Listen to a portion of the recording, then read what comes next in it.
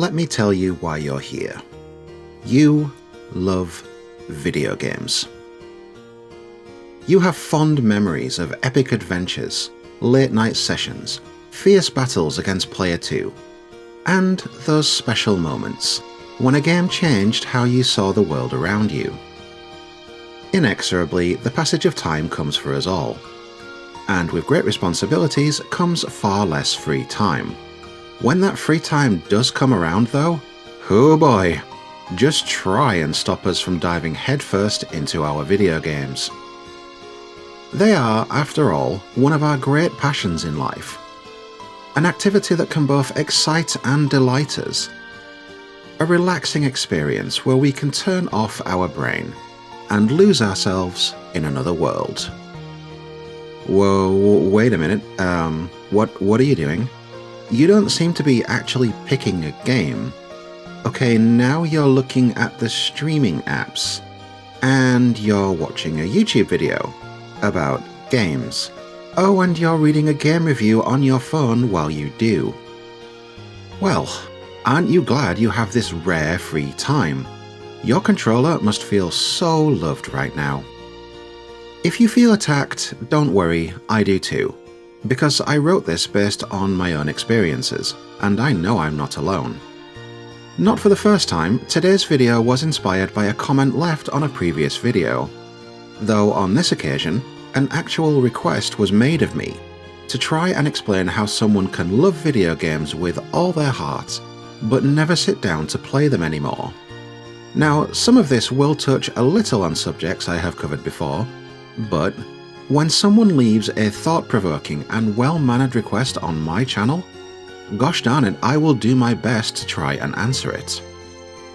And something I'd like to make very clear from the outset, this is not going to be another one of those videos about why you don't enjoy games, or why gaming is no longer fun. Nothing against those guys, it's just not the angle that I'm going for here. So make yourself comfortable, as today we are going to be talking about how you can love video games, how they can enrich your life, but at the same time, sometimes you just don't have it in you to move that cursor onto a game and press start.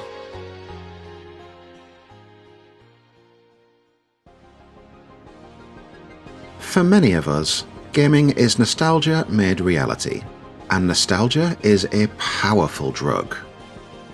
In our youth, gaming was so much more than just a hobby. It was a core part of who we were, tied to our very identity. There's nothing quite like the magic of that first console.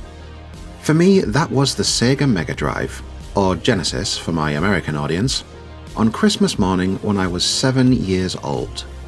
Night after night, I would return home from school and throw myself at the likes of Sonic the Hedgehog, Golden Axe, and Shinobi. The rush you felt when you finally overcame a seemingly insurmountable challenge. The satisfaction you felt when you teamed up with a buddy and managed to play co-op without accidentally hitting each other. And the sheer thrill you experienced when you tried out the cheat option for Infinite Shuriken and found out that it worked. There really was nothing quite like it. Nostalgia is such a big part of why you still love gaming. Even though you don't play as much as you used to, or even when you actually want to, there is a part of you that refuses to give up on video games, that cannot let go of that love, and it is rooted so deeply in those childhood memories that helped shape you into who you are today. Despite all of this deeply rooted love, the fact remains that as we grow up, life gets busier. We have a multitude of commitments on our time, and the games we used to sink hours into can now unfortunately feel like yet another commitment, and it's not always one that we are willing to make.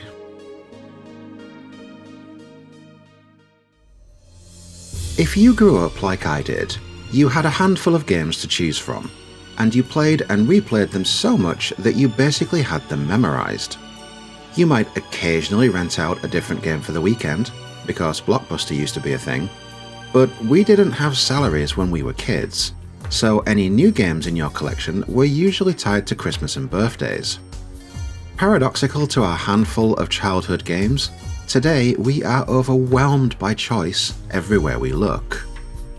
It's no longer a case of just picking something to watch on Netflix, for example.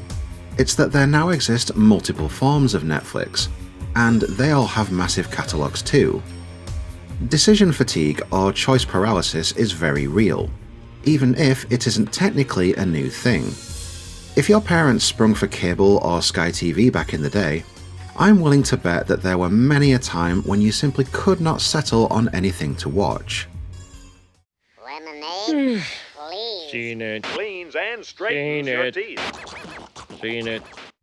So, whilst this overwhelmed sensation isn't exactly new, it is far more common today. Whatever your platform of choice, your collection is no longer restricted to just the games that you own. There's also the ones you receive every month, because you pay for PlayStation Plus or Xbox Games Pass, as well as the enormous libraries attached to each of those services, all of which is amplified even further if you game on multiple platforms. Heck, even the Switch gives you access to classic libraries if you spring for the online services. When non-gamer colleagues ask me if I recommend the Switch, access to classic Mario is usually what closes the deal for them. Some days, when you're exhausted from your real-world commitments, you simply do not have it in you to make a decision when you are overwhelmed by choice. It can be easier to simply watch someone else play. It saves you from having to make the decision yourself. Gaming videos have the potential to let you enjoy the experience without the pressure of having to choose or commit. And there is nothing wrong with that. As we have already alluded, committing to a video game can be an issue when you have limited free time. But a key difference between games from our youth and the games of today, and I really cannot overstate this enough, modern games are huge. Now, to be fair, there were some epic-length adventures back in the day, but they were the exception rather than the rule. Today, one of the key metrics used to determine whether or not a game is a success is how much time people spend playing it. And, as you might expect, this has led to developers making bigger games. Open worlds, branching narratives, swollen quest logs, hundreds of hours of content. To us as kids, this sounds incredible. To us today, it sounds overwhelming. If you only have an hour or two to spare, trying to find 100 of them for a big ol' RPG can feel overwhelming. Dipping into a Twitch stream and watching somebody else play that exact same game though? In some ways, it can be like watching a highlight reel. You get to experience the best parts of the game, but without having to make the time commitment yourself. The funny thing is, the more I looked into the reasons why passionate video gamers don't always play anymore, the more I came to see the value in watching gaming content instead. I've always been of the opinion that if something makes you happy and it doesn't hurt anybody else, then you do you. Whilst I have always known that some people prefer to watch gaming content, and I thank all of you that choose the content that I make, I've never really given much thought as to why, because I personally prefer to play. In researching this video, I broadened my horizons a bit, and came to realize that watching gaming content offers more than just an alternative to choice paralysis or time commitments, and probably the most unique offering I found is passive engagement. Being able to enjoy the story, visuals, and gameplay without the effort of actually playing, as it turns out, can be incredibly relaxing. Until recently, I was spending a fair bit of time with Prey, and for the most part, I was loving it. Prey drew me in with its style and atmosphere, and I was so intrigued by the central mystery. I was genuinely tense wondering which objects might be mimics, and this tension somehow got even worse when I was given the ability to scan the environment for them. However, on the PS5, Prey is locked at 30 FPS, and eventually this started to grate on me. As the challenges became more, well, challenging, not being able to react with a greater degree of precision started to dampen my enjoyment.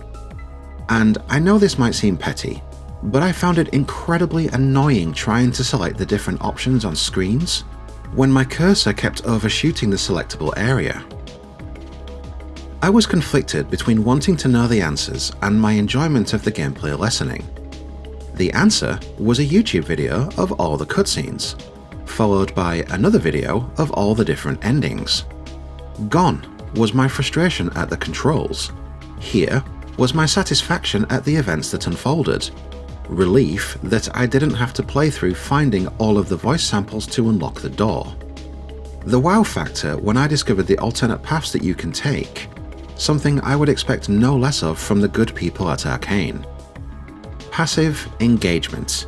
It gave me what I needed from this very special game.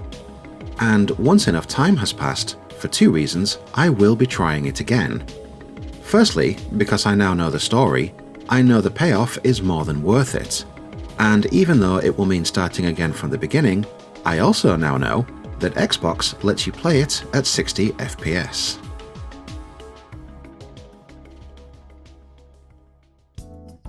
Off the back of my discovery with Prey, I turned my attention to Sekiro. I am determined to one day play Sekiro in its entirety. Until that day comes, however, it turns out I am quite happy to watch someone else play it. Someone else that has a mastery of the mechanics and a knowledge of all the game's intricacies that I do not yet have. It's the perfect blend of informative and entertaining. Whilst I am not yet ready to attempt this game again myself, watching videos on Sekiro is a way to stay in touch with it. It helps to keep the connection alive. And in a larger sense, this emotional connection is another feather in the cap of passive video game content. Even if you're not playing games, they still mean something to you.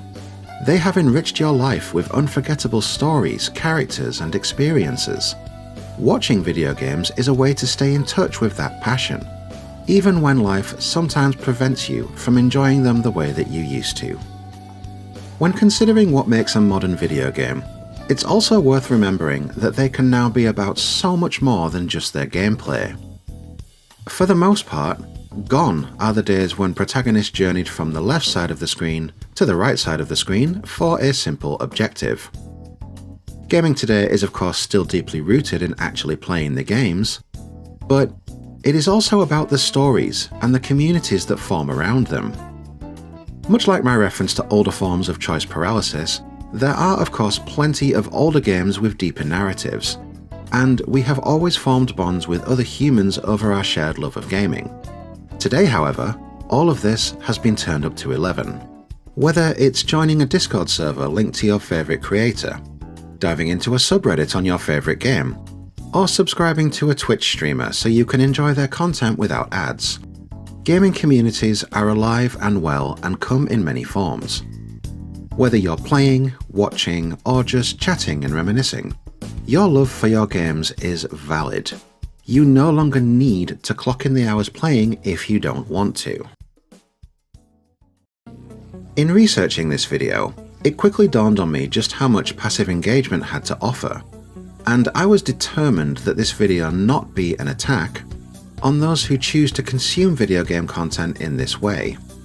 I do, however, like to present a fair argument wherever possible, and it only seems right that I include some suggestions to help those of you who would prefer to pick up the controller again yourself. If you do want to start playing games again, my first suggestion is to revisit some of your old favourites. Tap into that nostalgia, give your soul that comfort food, and reconnect with the games that helped you fall in love with gaming in the first place. Whether we're going all the way back to the likes of Super Mario World, or endorsing every shop on the Citadel with the same endorsement. I'm Commander Shepard, and this is my favorite store on the Citadel. What matters is that the experience is a familiar and comforting one for you. When you feel ready to start experimenting, my next suggestion is to pick a shorter game, rather than an epic-length RPG. Whether it's a bite-sized, accessible indie-style game, or a AAA blockbuster.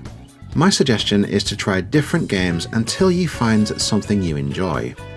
Armed with the knowledge that it will not be an enormous commitment on your part, hopefully you'll find a game that draws you in, and you'll have a good time with it.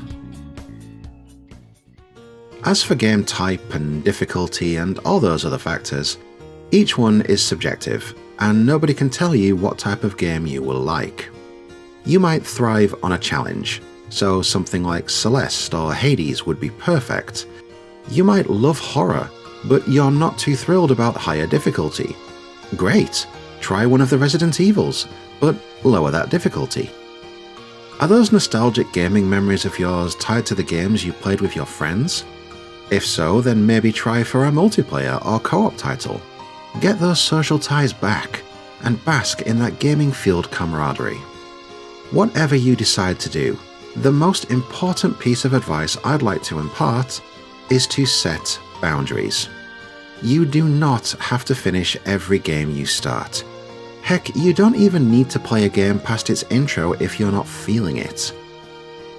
Gaming should never feel like a chore. Play what you enjoy and let go of the rest. As I have said many times before, life is short and your free time is even shorter. Spend it doing the things that make you happy.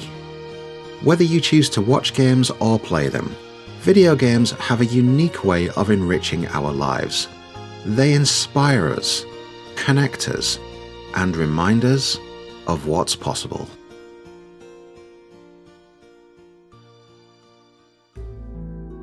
If you are still watching at this point, I do hope you have enjoyed this video. Today's outro is going to be a little different. The subject matter is a little upsetting, but I'm hoping to create some positivity over what is going to be a very difficult time for me. Earlier this month, I was diagnosed with Hodgkin's lymphoma, which is a form of cancer. It isn't my first time either. I was closing in on 7 years in remission, but now, unfortunately, it is back. However, the prognosis is good. This time around we have caught it much earlier, and I have already started my treatment. At the very least though, I am in for a rough couple of months. Writing and creating these videos is something I enjoy doing very much, so I will continue to do so during my treatment, though I can't say how regularly I will be able to make them. I'm also considering maybe doing some live streaming, perhaps with a donation goal to raise money for Cancer Research UK. I've never done anything charity related like this before, so if anyone has any advice, I would love to hear it. Though I should be clear, this will all depend on how well I feel during the course of my treatment. So far the chemo has been pretty rough. I have also now made most of my Discord public, and have added a new channel where I will post health updates for those of you who want to check in and see how I'm doing. I've always wanted to have more capacity to engage with you guys as a community, and whilst this isn't perhaps the way I would have chose to make that step, this would definitely be a positive to glean from this whole experience. My server is free to join, and the link is in the description. I usually sign off with thanks for watching and supporting my channel, but today I'm going to add an extra sincere thank you for listening to this update. Take care of yourselves out there, guys. See you on the next one.